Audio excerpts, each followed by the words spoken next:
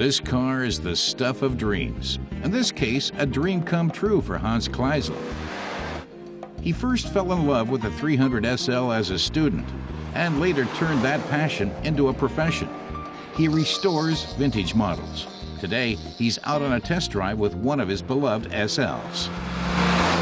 It has the acceleration of a modern car, but the wildness of an old model, says Hans. It's a composite of aesthetic appeal and wicked engineering.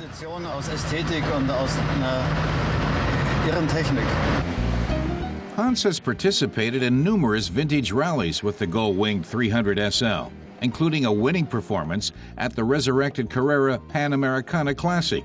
He cannot praise the 3-liter engine enough. They officially have 215 horsepower, explains Hans. And in conjunction with a weight of 1,350 kilos, that's a lot of power.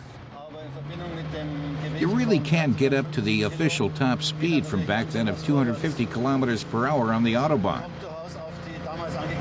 And there's practically nothing out there that will overtake you.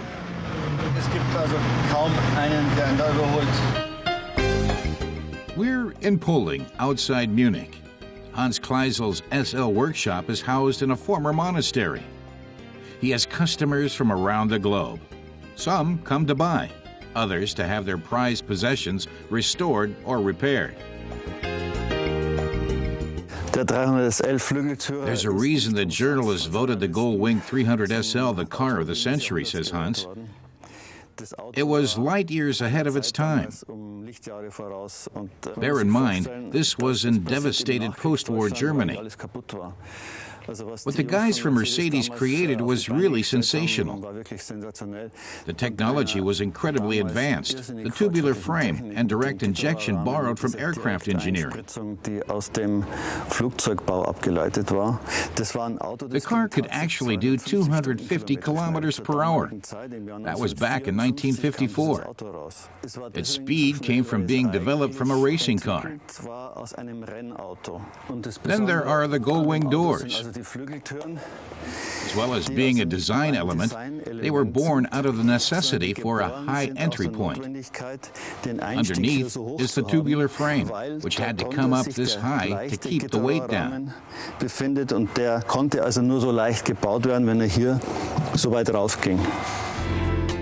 From playboys to racing drivers, accountants to housewives, nobody could resist the 300 SL. It got its U.S. premiere in 1954. The pioneering gullwing doors and timeless design have made it a modern classic. This model is based on the hugely successful racing version of the 300 SL, which dominated the track in the early 1950s.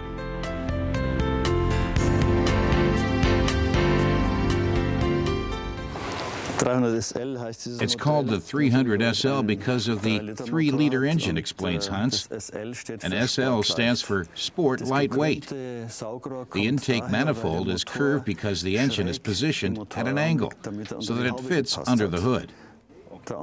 Hidden away down there is the fuel injection, the heart of the vehicle. For decades, this was the only car to have direct injection like this. The sound of the engine is always a real thrill.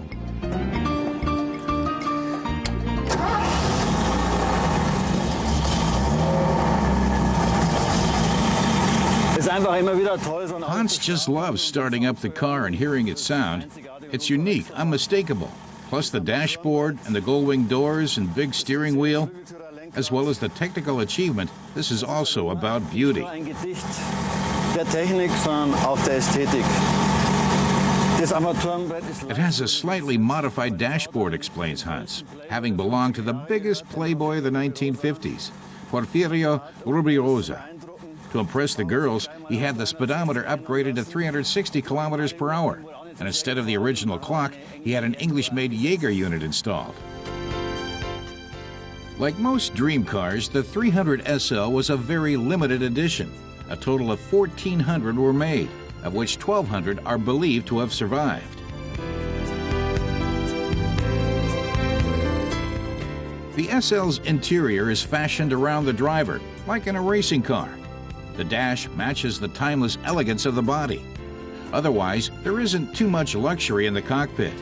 The SL was, after all, primarily made for performance. It has 60-year-old technology, but remains one of the fastest cars on the Autobahn. The inline-six engine powers the SL to 100 kilometers per hour in 10 seconds. Hans could not contemplate swapping it for a modern model. For him, modern cars are like playing a computer game. With an old model, you're still really at the helm. You become one with the four wheels. That's what he loves. You don't have to be a Fangio or a Caracciola to get this baby really shifting. They're not that difficult to drive, says Hans, but when you push them, that's where you have to have respect for those racing drivers back then.